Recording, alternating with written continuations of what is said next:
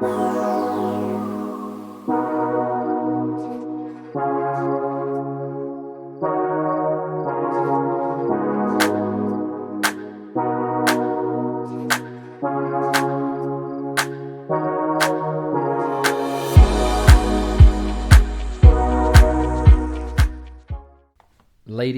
gentlemen, boys and girls, welcome to episode 3 of You're Having a Draft. We are back in your ears and we are back on your screens for the third week in a row. And I have to say, it's an absolute pleasure.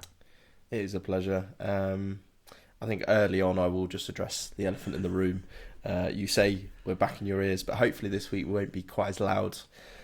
We are aware that there was a chair change last week, a late one, so to speak. Harry or Barry. It was a Harry or Barry flip, yeah. I ended up in the flamingo chair, very close to the microphone. So we do apologise. Sam spent a lot of hours going through that, editing my voice, chopping it, reducing the sound. This week, we're hoping for a cleaner, more consistent sound in your ear holes. And we just apologies to anyone who's suffered perforated eardrums. We do not accept liability here at You're Having a Draft. Rest assured, listeners, I have put him on a leaning ban to the mic, as he had a tendency, I think, on the more excitable words, you like to lean into the mic a little bit, which is understandable, you know. We're having a lot of fun making this content, and a lot of passion. Super excited. On the subject of chairs, should we just talk about why you're on a chaise lounge? Oh, what? A chaise lounge? Is that actually what it's called? Yeah. Cultured. Yeah, so basically, I think that I actually don't know the history behind it, but it's... You can just picture like the Romans, like the decadence of it, and they used to lay down and they used to feed them grapes and, like, you know, it's just all that kind of stuff. So. Unfortunately, Stride didn't get any grapes to feed me, so no grapes. I'm having a great time. But yes, Harry and Barry this week, didn't we? So Harry and Barry. You've ended up on the chaise lounge. It's a makeshift one. I mean, I'm quite happy with it. Oh, yeah. I'm quite happy with it. It's quite nice. It's quite relaxing. I feel like I'm chaise lounging it out. You are. Is that how you pronounce it? Yeah. Shares. Is it like chair? That shares. Shares. It's spelled CHEZ. Chaise. Oh, chaise. Okay. Chesney Longe. Okay, Chesney Longe. Well, I'm on the Chesney Longe. But you are oozing sophistication right now, I've got to say. The royal wave from Sam Lance there, for all you YouTube listeners. Thank you. So let's get started then. Straight off the bat, episode 2 summary. Good feedback. I think our top 3 were, for each of us, were unargued. Everyone agreed with that. Everyone loved them. Yeah. Fantastic choices. Yeah. The ones that caused the stir was to be expected, the fudge, the chomp, even mentioning it in your top 10. Chomp gang. Chomp gang doesn't exist, and the fudge as well. But Bounty. Yeah, no, Bounty was heavily controversial. I only had a few people that backed me on that one, but I like it. It's a nice bar. It's a nice bar. It's a nice bar, actually. Just again, we really appreciate all your feedback and interaction on the socials. I think that's exactly what we're aiming for. We want to hear your opinions. Please like, please subscribe, and please comment whenever you feel like we've said something funny, or just post your opinions. We want to hear them every week. All in all, you manifested your win. I did. And you got it, young man. The results were in. We ended up with 34 votes, so that's good. It was up on last week. Really enjoy that interaction, guys. Thank you. 18 in favour of Stride, 16 in favour of Sam. So it was a close one. So that makes it all square in the draft, head to head. 1-1 now. Heading into episode 3. What's episode 3 going to bring us? And we've got a fantastic. Oh, honestly, we've been excited about this. Our chat has been heavily full of heavy excitement, hasn't it? It's been full of voice notes. It's been full of messages. Just very, very excited for today. What have we got for us, Sam? What have we got? Well, I'll tell you what we bloody got, mate. We've got Middle Earth 11 versus the Wizarding World 11. So that's going to be Lord of the Rings characters in your 11-a-side team versus Harry Potter characters in your 11-a-side team. And just a caveat, we're not going Hobbit and we're not going Fantastic Beasts. Yeah, pure OG Lord of the Rings versus Harry Potter. Correct. So we're excited for it, and the whole aim of that is going to be for you guys will vote on who is going to win in that football match, essentially. 11v11. We've got subs, we've got assistant managers, we've got physios. Physios. Yeah. I'm excited. I'm very excited. I think I spent some time, and so has Sam, writing out our top 11 picks with subs, with rationale for each as well. So a lot of effort's gone into this. We absolutely love both of those topics. So I'm looking forward to how this is going to be received by each other, but also how it's received on socials as well. Let's continue with the episode. Let's continue. Absolutely. So on the way over here, received a voice note from Sam, and I had no idea, but the Ballon d'Or is actually being announced tonight. Yes. And bear in mind it's Monday. It's Monday, yes, of course. Messi over Haaland. It's controversial. I mean, do you want me to just as Sam messaged me, I went on to the old Google and found some head-to-head stats between the two of them. So, I mean, I didn't really know much about Ballon d'Or. I've done a little bit of research before this, and it appears that it's all voted by the players, right? So it's almost a popularity contest between the players. So I kind of... There's a few factors at play here. If Messi's going to win a Ballon d'Or, he's going to have to be voted by his peers. Vice versa, same with Haaland, right? So because of Messi's status in the game and the fact that he's won a World Cup recently, even if it's not being considered within the Ballon d'Or argument, I can understand it, but it's still controversial. I can understand it, and I guess it's only right for him to win the first Ballon d'Or after the World Cup, right? But it kind of had to. But it's controversial. It's surprising to be, well, not surprising. Sorry, I think we expected it to be that way, but I just don't think it's deserved as much as Haaland. Give us the stats. Yeah, so I'll just go through the head-to-head stats. So Messi has played 53 games and Haaland's played 55. The goals. This is where it really gets quite controversial. So Haaland scored 53 goals in 55 games. Right. Messi scored 37 in 53. Okay. So significantly less. Yeah. However, Messi did have 25 stats to Haaland's 9. Assists. Did I say that? You said stats. Sorry, assists. Assists 25 to Haaland's 9 for Messi. Yeah. Goals and assists combined 62 apiece, both equal on the goals and assists, so goal contributions there. Individual honours, Messi's had 4 to Haaland's 5. However, I think the achievement of Haaland is probably arguably better. Obviously, Haaland's come in, and City haven't won the Champions League ever, and he's broken that curse, right? The Yaya Toure curse, but they've also won the treble. In a significantly harder league as well. Bear in mind, so Messi would be, 50% in League One, or the French League. Farmers League. Yeah. And then MLS, even more Farmers League. So farmer. The farmer's farmer. All the farmers. What's interesting is Haaland obviously plays for Norway, right? He represents them internationally. Yeah. It looks likely that they won't qualify for the Euros. Correct. Yeah. So again, that's probably going to be considered, really, because Messi's won the World Cup and Haaland can't even qualify for the major tournament. Yeah. So that would have come into play there. So I'm just looking forward to. It's an interesting topic. All of our football gang, anyone in the thing, comment. Let us know who you think would. Yeah. Let us know right now. Open that comment tab and tell us Messi or Haaland for the Ballon d'Or. Who deserved it? In your opinion. Very interesting topic. So bit of controversy to start it off. There you go. In terms of your weekend then, Sam, what were you up to? Yeah, I had quite a good weekend actually. Soph went away back to her parents. That wasn't the reason why it was a good weekend.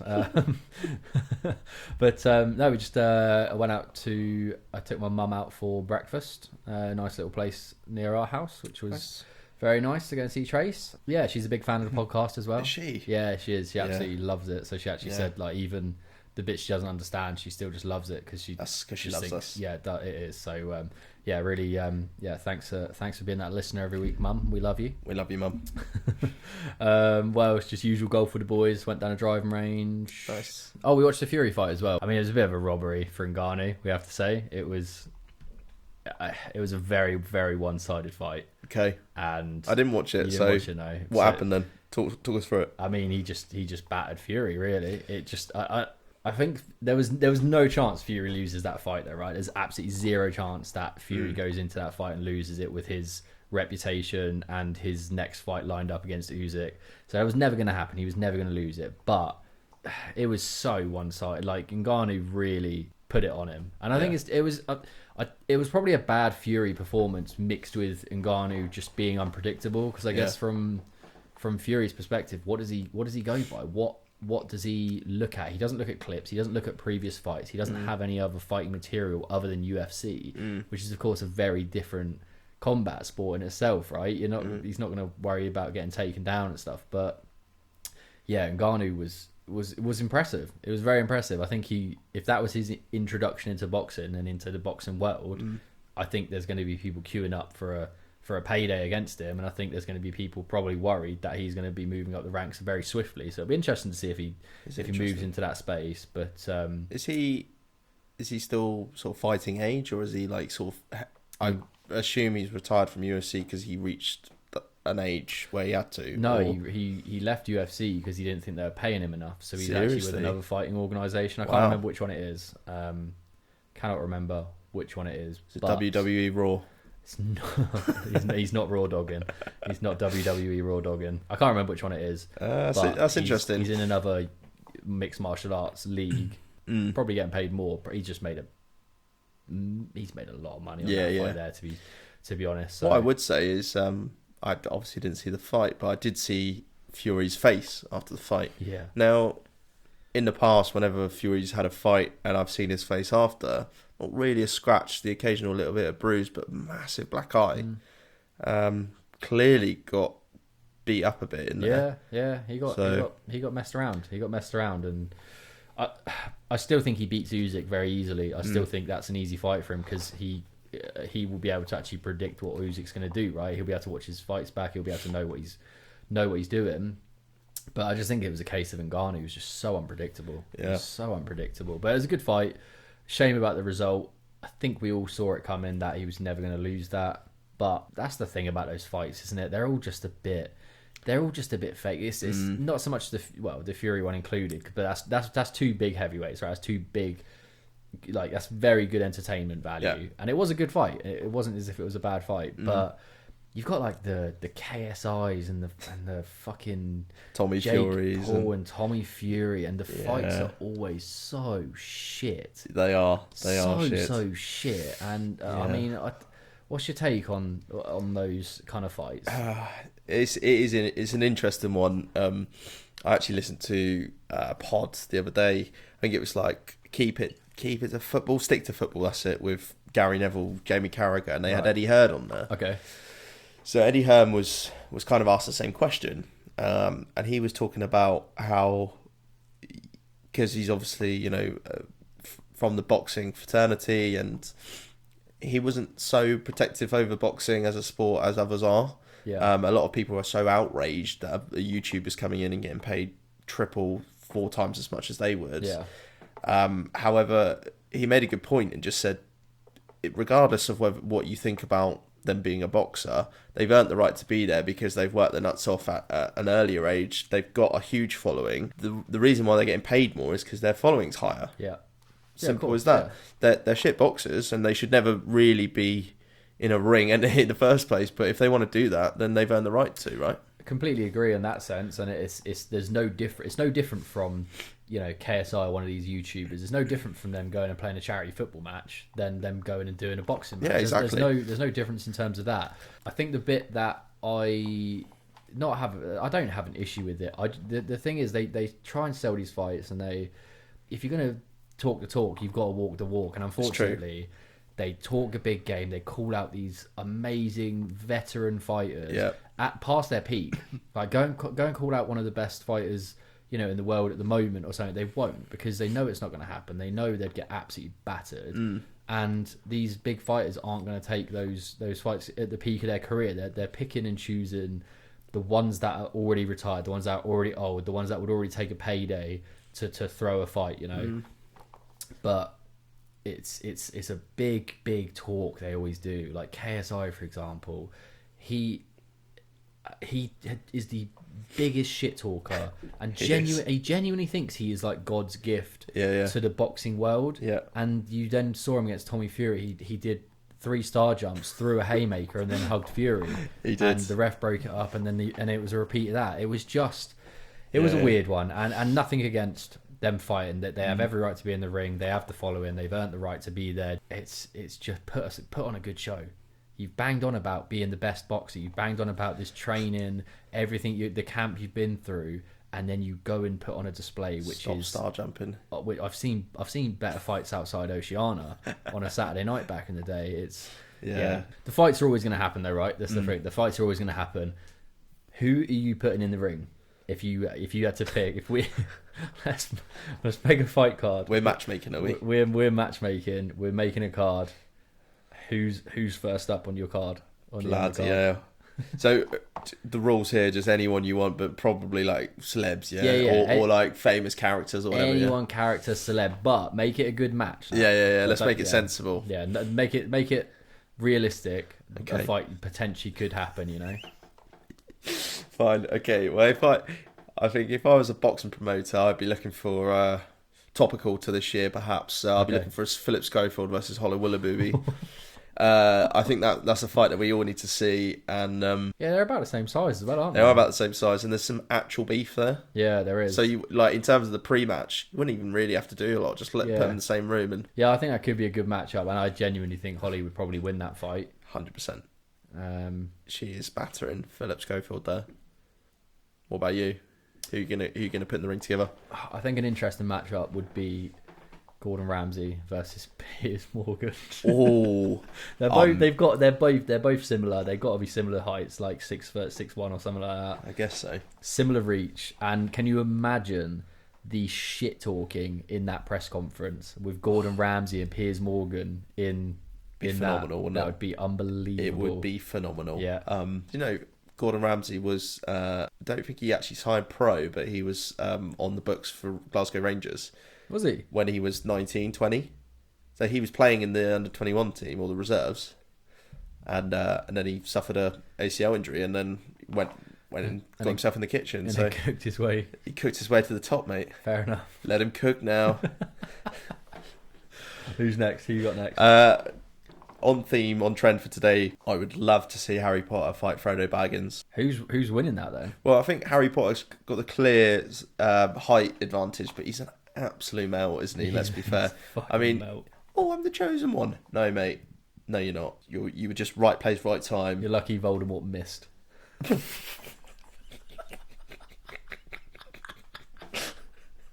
Yeah. Is he the chosen one? Yeah. Or is Voldemort just inaccurate? He literally can't. He can't shoot, can he? Let's be fair. Okay. Yeah. So Harry Potter, just the product of just Voldy's really shit shooting. And to be fair, Frodo's a melt as well, isn't he? Let's be honest. He's a. But I'd say Frodo's achievement in terms of getting the ring to Mordor is better than Harry Potter's achievement, basically being making everything about him. Yeah, and also everyone else did everything for him. He literally just had to turn up to Hogwarts. Yeah, like Frodo got his steps in. He did. His Strava. If he had a Fitbit, that number is high. Mate, that number is high on that. Yeah. Let's have, maybe that's a fun thing to check out to the socials. How many steps do we think that Frodo Baggins did getting to Mordor? There's actually a challenge. You ever seen those medals that you get, like walking challenges or running challenges? Yeah. And there is one which is like the trip to Mordor, basically. Amazing. And so that would probably, I mean, how accurate it is, who knows? But okay. I feel like it would be semi-accurate. So maybe we have a look at that if someone can. All right. Have a little look into that. That'd be fantastic. Should we chuck that one out to our stat man? Yes, Ben Bertram. If you could let us know how many steps Frodo would have taken, and just do average step as well. Let's not go into Hobbit step, because they're probably 2 steps to a normal man. Just an average human step. Just an average human step. But also calories burned. I'd like to know that. That's quite high though, and it's specific to the person walking, isn't it? So let's just we'll give it to Ben. average if you steps. fancy it, Ben, if steps is a requirement. Yeah. And calories is optional. Fine. Thank you, mate. Let's have a little comfort break. Yeah, should we have a little comfort break? Get a little refill on the old beverage. I think there's a few sofas to bring in from outside, so no more sofas. We'll go and do that. No more sofas. So far, so good. Anyway, on this episode. Right. Be right back. Cheers for now. Ladies and gentlemen, if you're watching on YouTube, apologies, but we have had some technical difficulties with the filming side of things. We do apologise. We know you guys like to watch it via YouTube and see reactions and stuff like that, but we'll have it rectified for next week. Please enjoy our logos. Good logos. Yeah, good. That's a fantastic logo. Yeah. Please enjoy that, along with a slide of images as we progress through the Harry Potter versus Middle-earth 11 draft. So we hope you enjoy it. Apologies again about the technical difficulties. We will get it sorted for next week. We are back. Welcome back, Sam. Thanks for having me again. Have a little comfort break as always. Tell us what's next. So this is going to be a 2-part section. We're going to start with the undercard, the top 5 highest rated Lord of the Rings and Harry Potter films combined according to IMDb. And just for clarity, once again, we are just talking about Lord of the Rings, the 3 films that we have there, no Hobbit involved there, and also the Harry Potter films, just the 8, no Fantastic Beasts included there. So beforehand, as we have done on previous episodes, we have selected our top 5 in this category, and we've submitted our answers to each other at the same time, and we've got this week the lovely Francesca to pull together the top there's 11 films in total here. The top 11 in descending order from first to last, with the IMDb ratings associated to each. So thank you very much for we have that in this little envelope here. Do you want to just go through your top 5 before we get into that? Yeah, absolutely. So I've gone at number 1, Return of the King. Sorry, Lord of the Rings, Return of the King. Number 2, Lord of the Rings, The Two Towers. Number 3, Lord of the Rings, Fellowship of the Ring. Classic. Number 4, Harry Potter, Deathly Hallows Part 2. And number 5, Harry Potter, Deathly Hallows Part 1. And essentially they are, well, obviously the Lord of the Rings in order. I think the story gets better as the films go on, even though Two Towers is my favourite. The fight scene in that is just unbelievable. So that's my thought process there. I think every Lord of the Rings is significantly better than Harry Potter, and I think film critics will also think that. And then Harry Potter, I think the film quality, acting and story, as it develops naturally, it's going to get better. So I personally think those last 2 films where shit kicks off and finally Harry and Voldemort come to blows, I think they're going to be rated higher. So that's my thought process for it. Go on, what's your pick? So my top 5, just because I kind of knew Sam was going to go top 3 Lord of the Rings, and I just thought because they're better. They probably are. They are. No, they are better films. But I have just tried to think outside the box a little bit in the hope that there is a little bit of a few surprises. So my top 5. So number 1, I've gone with Return of the King, and followed by Fellowship of the Ring. Non-negotiable for me, those 2, 1 and 2. Number 3, I've gone with Deathly Hallows Part 2, similar to what you've done there. And then number 3 and 4. So 4 and 5. I've got Goblet of Fire, the 4th Harry Potter film there. Followed by The Philosopher's Stone. And I just feel like maybe at the time when that was released, that would have, because it was very unique at the time, and I feel like even though the film quality was terrible and it's so cringy watching it back, it's awful. I just feel like at the time it might have just been well received because it was so unique. So yeah, that's where I've gone for. I like your thought on that, and I like Goblet of Fire. That is my favourite Harry Potter film as well. Goblet of Fire, I love that one. I did think maybe Prisoner of Azkaban. I feel like that one again is just a real top tier with Sirius Black and Bella Lestrange as well. Like, I think the introduction of those 2 characters was epic, but It's cool. I just don't think they're higher than the Deathly Hallows personally, just because of how that story developed. But I have the envelope here, pod with a little heart on it. Oh, thanks, man. Bloody cute. Oh, that was a lovely sounding envelope. Oh, crisp. Come on then, Right, Sam. From the top, number 11. What we got? Number 11, Harry Potter and the Chamber of Secrets with a 7.4. Number 10, Harry Potter and the Order of the Phoenix with a 7.5. Okay. Number 9, Harry Potter and the Half-Blood Prince, 7.6. Okay. That's actually tied 8th, technically, because Harry Potter and the Philosopher's Stone in at 7.6. Bloody so hell. Harry Well Potter, done, Philosopher's Stone, and Harry Potter and Half-Blooded Prince, both on 7.6. Damn it. Harry Potter and the Goblet of Fire, 7.7. That's That's 7th place. And 6th doomed. place is Deathly Hallows Part 1, 7.7. In at number 5, Harry Potter and the Prisoner of Azkaban. Oh, okay. 7.9. Okay. In at 4, Harry Potter and the Deathly Hallows Part 2, 8.1. Okay. Number 3, Fellowship. It's just the top. Yeah, the Lord of the Rings. exactly that. Yeah. Number 3, Fellowship, 8.8. Oh, but Two Towers is 8.8 as well. So joint second. Joint second there. Two Towers and Fellowship on 8.8. And then obviously number 1 is Return of the King, 9 out of 10 rated. No. Yeah, I deserve though. It's a fantastic film, isn't it? Yeah, it's fantastic. So you got 3, I got 4. Both missed out on a couple. But yeah, Azkaban. Nice. Number 5. So, the main event. Let's get ready to rumble. This is phenomenal. I'm excited about this. Main event. Middle-earth 11 versus Wizarding World 11. Also, just before we get into it, we have discussed some ground rules, because it's very important subject here. Yeah. I think we both agreed that it would be it would spoil the game if we were to select flying creatures. No flyers, nor magical objects such as staffs, wands, or brooms. Yeah, so no, if they've got some sort of like passive thing, then yeah, fine, crack on. Yeah. Like, no spells. We're talking about attributes here. We're not talking about physicality as much. Are they a little strong? bit. Are they fast? Are they agile? Are they leaders? They're the rationale points that we're going to be making here. Absolutely, and you're in for an absolute bloody treat. Let me tell you that for nothing. Right, so starting off, Middle Earth 11. In the back room, we've got obviously the manager Sam Lance, just a fearless leader. Assistant manager for me, I've got Theoden, the King of Rohan. It's funny already. and look, he's definitely too old to be out on the field. Okay, he's too out to be on the field. He's never fully recovered from the Wormtongue incident. Some would be concerned as well with his short managerial career for the Rohan Raiders, where he was ultimately the Rohan Raiders.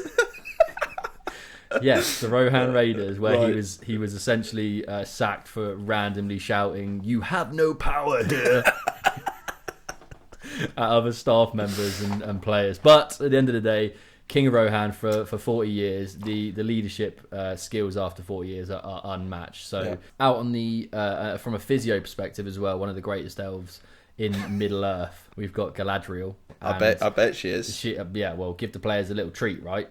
Treat them after they come off. But look, she's one of the greatest elves in Middle Earth, as we all know. It's really a no-brainer with her healing capabilities and her healing abilities.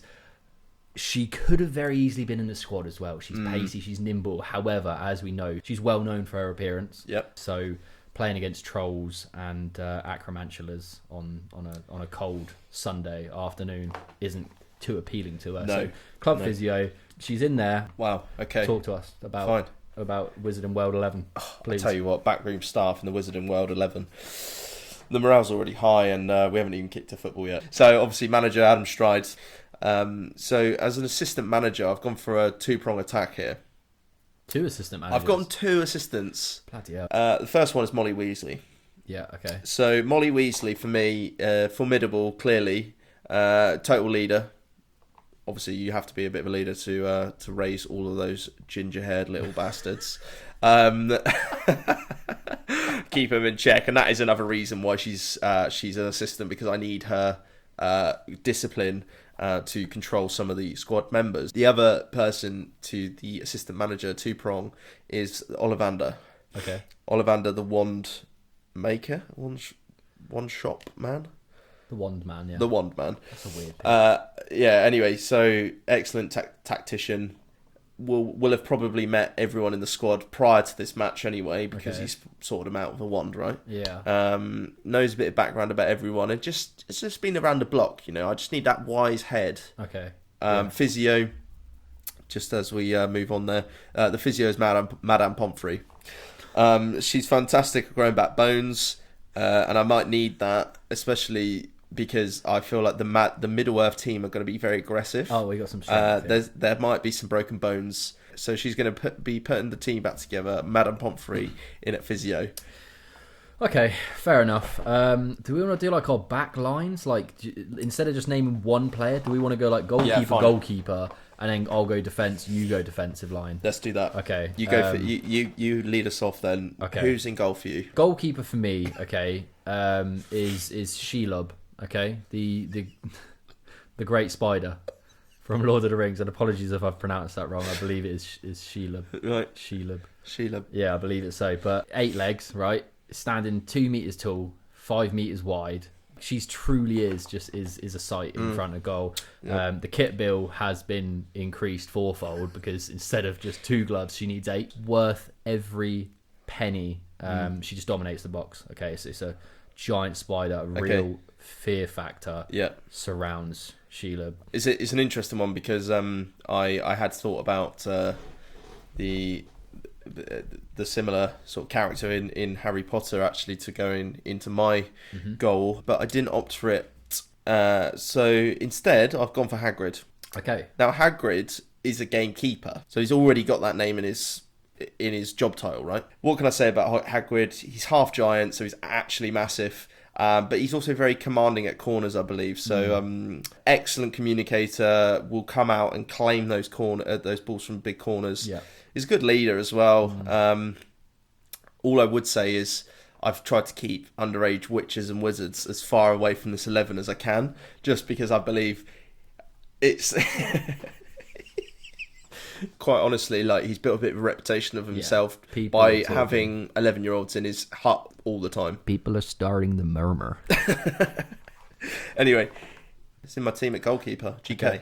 Okay, nice. I'm going to run you through my defensive line now, and the way I'm going to do this is I'm going to run it through as if it's the 3-5-2, because really I do feel like these 3 defenders have enough to keep that command in and to keep us on the attacking foot. So we're going to go with the 3 central defensive players here, and the wing backs will be spoken about in my midfield. So first up at right centre back, he is tall, he's athletic, and he is pacey, which is such a tough combination to find in a modern day defender, right? So it's Boromir, okay?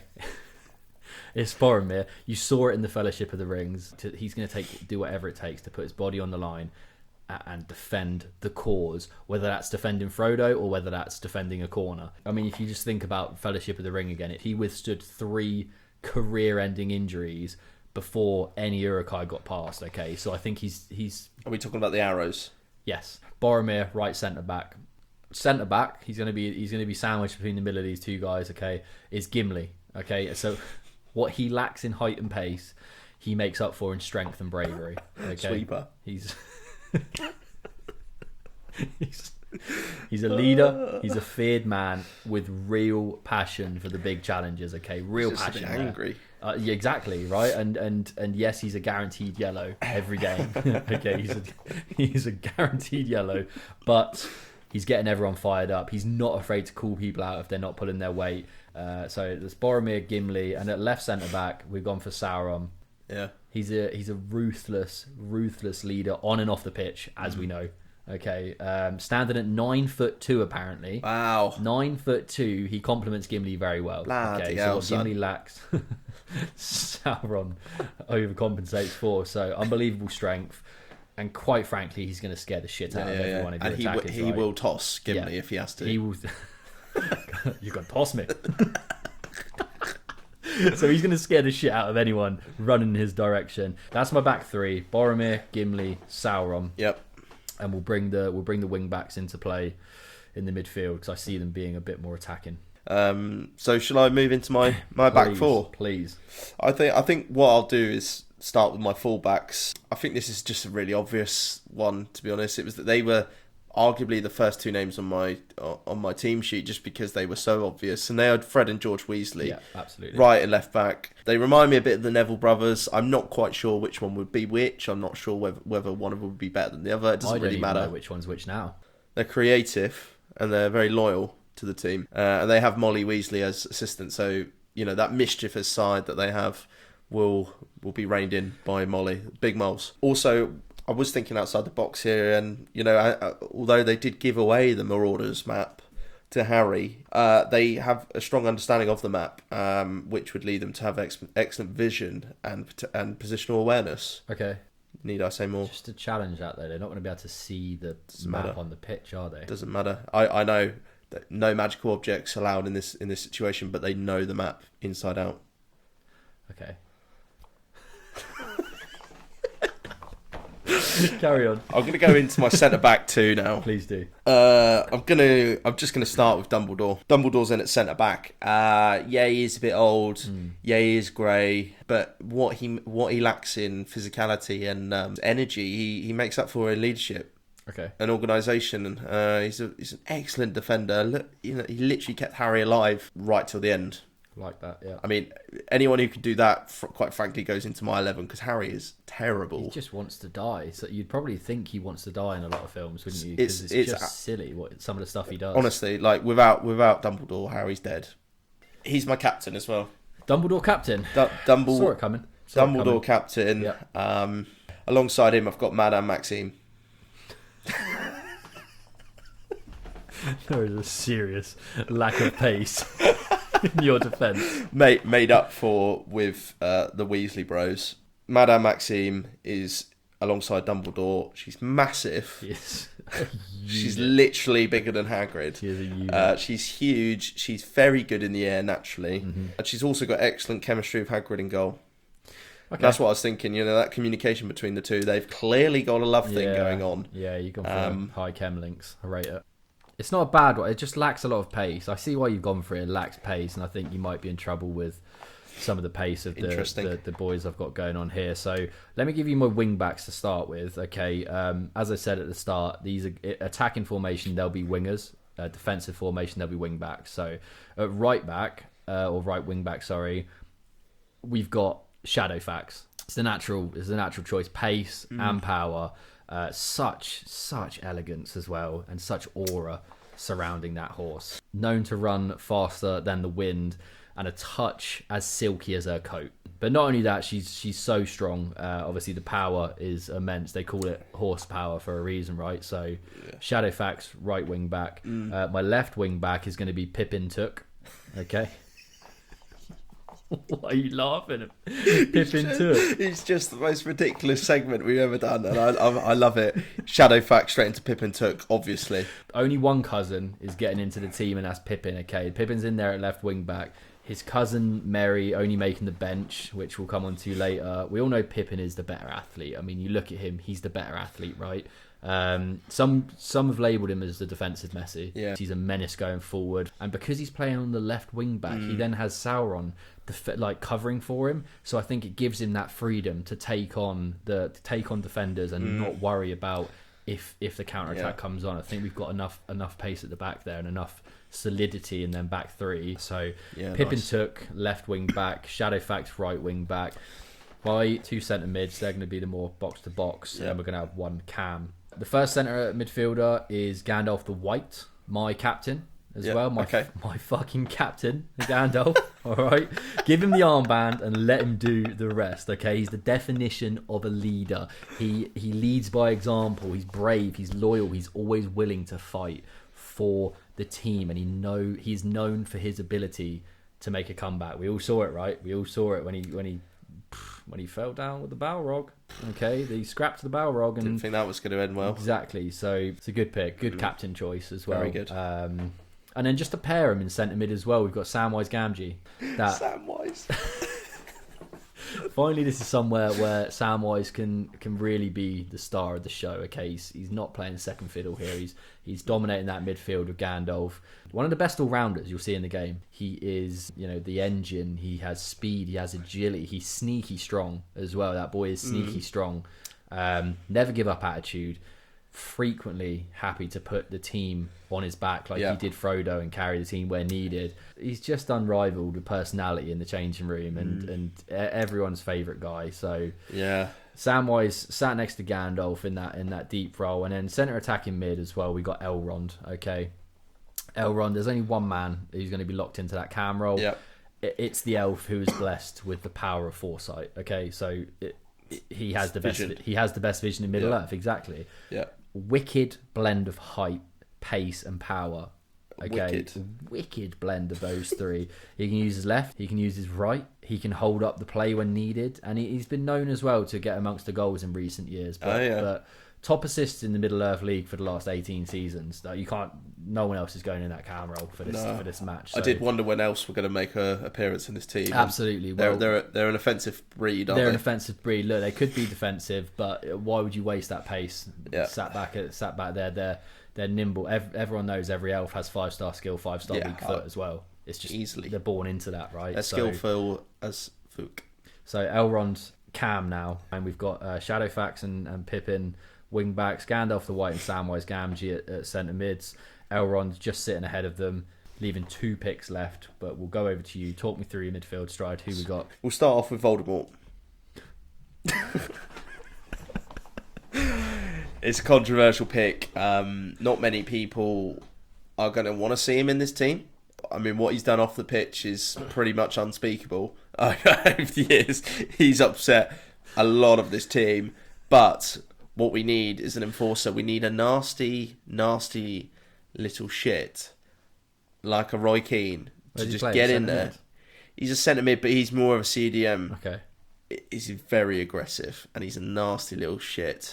Has he played his 3-match suspension from the last red he got? Yeah, no, he has. Tri-Wizard Cup midweek. Yeah. He served his ban in the Tri-Wizard. He's back for the league this Saturday against the Middle Earth 11. Alongside him, I've gone for Victor Krum. I don't really need to say a lot about Victor Krum other than the fact that he is probably the most Stevie G type box-to-box midfielder I could possibly get my hands on in this instance. He's all energy. He's very skillful. He's a good leader.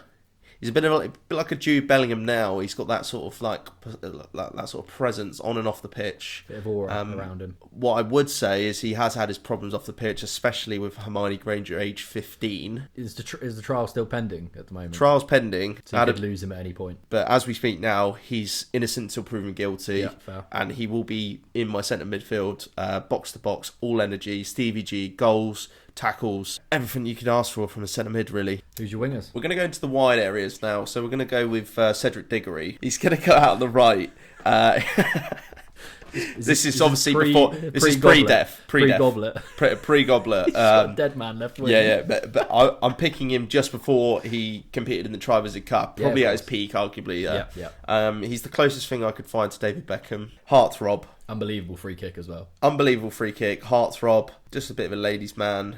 You need some revenue to come into this team as well. I'm thinking revenue as well as performance. Yeah, he sells shirts. He's a shirt seller. Yeah, he is. Left mid, Dobby.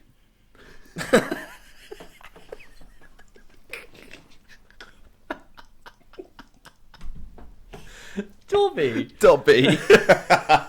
Left wing.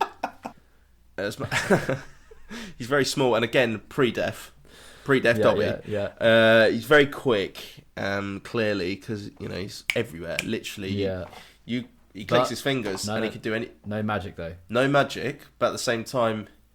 Have I just thrown a spanner in the works? Because no magic, so he can't click and beat a defender. He's got to run past players. He's going to be coming up against Sauron. What do you think? He's just going to boot him away. Dobby Sauron. Dobby goes past Pippin. Okay, it's going to happen at some point, right? Pippin's not great defensively. Yeah. He's more of an attacking threat. But Dobby beats Pippin, comes up against Sauron. Sauron boots him into the crowd. Oh gosh, I haven't thought this through, to be honest. I think you were thinking of the click, weren't you? I was thinking of the click stuff. Yeah. They're muggles in this game. Okay. Is it too late to swap him? It's too late to swap him. For fuck's sake. Yeah, Madam Pomfrey's going to be busy.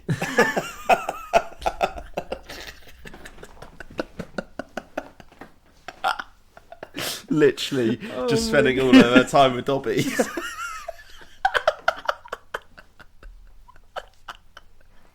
Not been this bad since the Chamber of Secrets.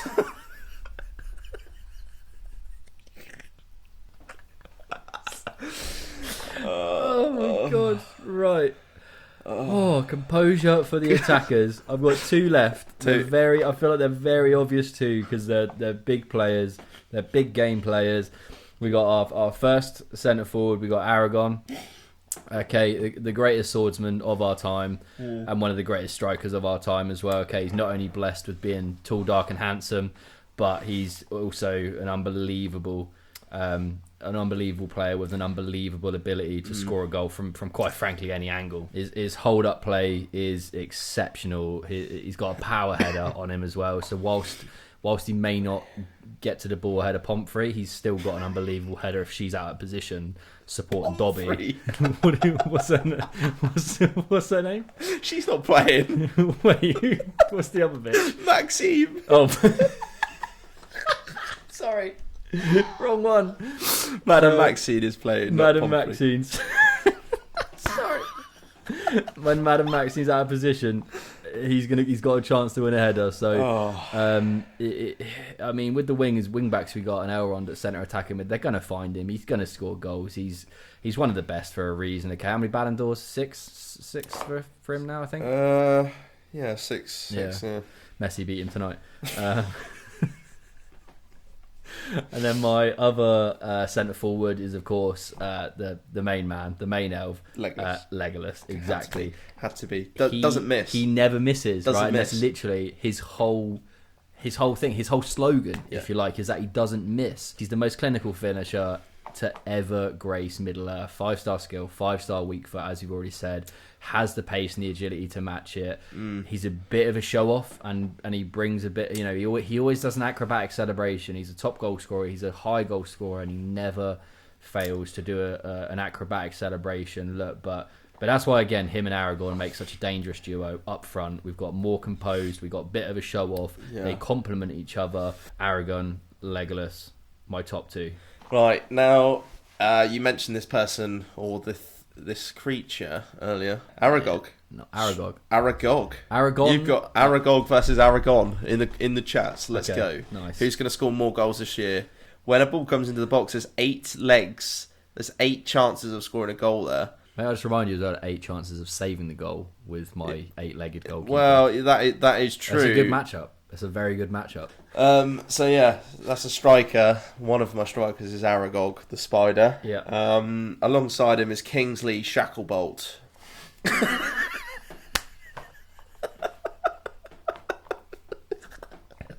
Kingsley Shacklebolt. Fucking random. Kingsley Shacklebolt is the closest thing in Harry Potter to Thierry Henry. He is Vavavoom. He has got Vavavoom for days. He is suave. He's got skill. He's a finisher. He's clearly got pace, and he's very skillful man. And he's also the longest in the shower. Is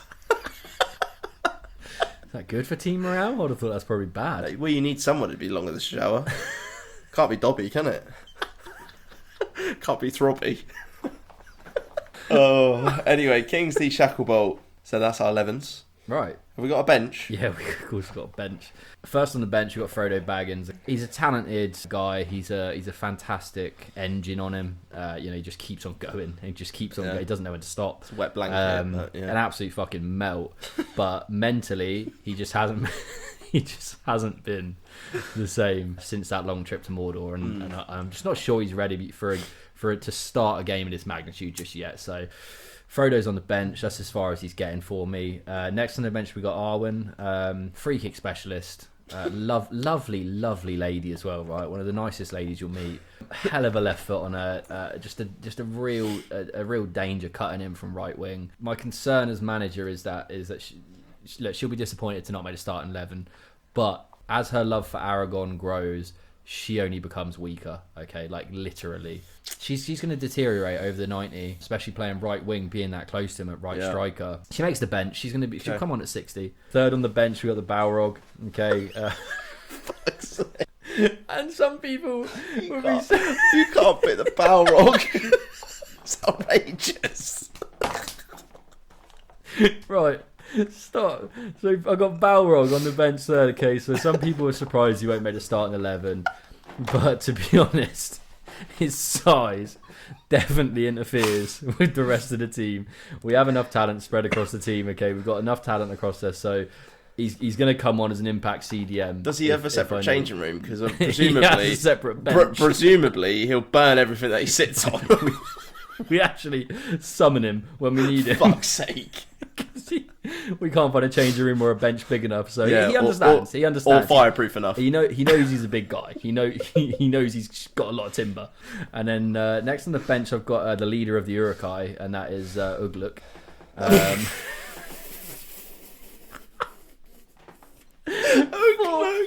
Fourth space for me on the bench. Not the most popular in the changing room. No. To be honest, they fucking hate him. He stinks as well, man. The Balrog and Oaklook. Look, me and Theoden as well. We've spoken to him a few times because we know the crowd that he hangs around with. It's a bad crowd, right? But look, he's a talented kid, and if someone is needed, if someone's needed to see the game out, he's the guy that's coming on. Okay, and look, if we're getting problems from fucking the Poundland Thierry Henry over there, Problems. He's causing us problems. Shacklebot by name, Shacklebot by nature, mate. He is causing you all kinds of issues. I'm bringing on Ugluk to see that game away. And then fifth on my bench as well, we got Merry Brandybuck. Nice. Obviously, everyone thought he'd come in as a wing-back. Where this misconception is that he plays a wing-back comes from, he hates it, honestly. He plays centre-forward. He's very quick, very agile, 5-star skill. Great weak foot on him. Big weak foot as well. It's massive because he's a hobbit. Very raw player, but... He's young, he's raw, his time will come, but for now he just makes the bench. Frodo Baggins, Arwen, Balrog, Ugluk, and Merry Brandybuck. It's my bench. I feel like Lord of the Rings has much better strength and depth. You've just reeled off the Balrog in your subs, so I mean, what chance do I have here really? But let's give it a go. Nearly Headless Nick.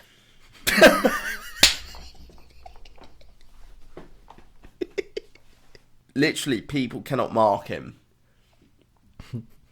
He's a ghost. Do I need to say any more than that? Wouldn't the ball go through him as well? Maybe. Kingsley Shacklebolt is a fantastic striker, but will need replacing at some point. And the nearest thing I could find to Kingsley Shacklebolt was Dean Thomas. This is what I mean. You've got a regular man. In terms of attributes, there are loads of other people you could have been picking. No. Dean Thomas is the closest thing I could find to Kingsley. The next one I've got the troll in the dungeon. Great defensive profile, to be fair. Great defensive profile. Literally terrifies everyone that he comes into contact with. Although we won't talk about the time when he was defeated by some 10-year-olds. Anyway, moving on. So I've put in Professor Lupin next. Good choice. He's just a good all-round player, but we really need to wind him up. Bring Moons along and get him werewolfy. But this is why he's not a starter, because he's not a reliable player. If he's werewolfy, he could literally do anything on the pitch. He's a bit like Balotelli. He's that sort of character. And unfortunately, because I've selected Lupin, I have to select Tonks. I have to select Tonks just to look after him a bit. She has to be there, otherwise Lupin will just run riot. So to go through your bench again. I've put in nearly headless Nick, Dean Thomas, Troll in the Dungeon, Professor Lupin, and Tonks. But let's go through team sheets. Okay, so for me, assistant manager Theoden, King of Rohan, club physios Galadriel. We're playing a 3-5-2 attacking. We're playing very attacking after hearing the team we're facing. We got Shelob, the Great Spider, goalkeeper. Right wing back, we got Shadowfax. Right centre back, Boromir. Centre back, Gimli. Left centre back, Sauron. Left wing back, Pippin Took. We've got 2 centre midfielders, Gandalf the White, who's the captain. We got Samwise Gamgee supporting him at centre mid as well. Centre attacking mid, we got Elrond, and centre forward pairing is Aragorn and Legolas. Bench of Frodo, Arwen, Balrog, Ugluk, and Merry Brandybuck. It's a strong squad there. It's a very strong squad. On and off the pitch, strong. Yeah. I'll run through mine. So we've got assistant managers, Molly Weasley and Ollivander. We've got in goal, Hagrid, the goalkeeper or gamekeeper. We got Fred and George Weasley, fullbacks. Madame Maxime and Dumbledore as strong centre-back pairing there.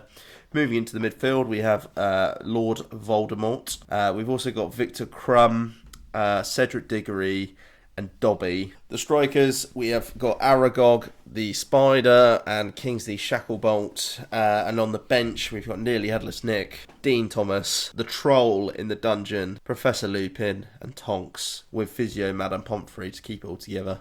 Strong lineup. How do you see the game going? I think I'm going to get absolutely smashed. It's got real Man City Luton vibes. Who knows? But we just need a few things to go our way. But we've still got a chance. There's always a chance. It's football. There's always a chance. Always a chance. It's anyone's game, really, isn't exactly. it? But the betting man would say the Middle Earth 11 would probably take the points here. But we remain hopeful. I like that. You got to be optimistic in football, right? Anything can happen. It's a beautiful game. That's why we love it. We do. That has been, honestly, I mean, it's been a lot. That has been a lot, and it's also been a lot of fun. I thank you for sticking around and listening to it. Hopefully it brought you some sort of entertainment whilst listening to this on your lovely Friday. Yeah. If you're enjoying the content, please share it, please like it, please follow us, please subscribe to us. It means the absolute world that you are choosing to take an hour out of your Friday to spend it with us here talking absolute fucking nonsense. So thank you. Yeah, we're so blessed to be sharing these wonderful conversations with you, and just appreciate all the support ongoing, and as we move forward, keep doing it. Episode 3 in the bag. 3 locked in. Bosh.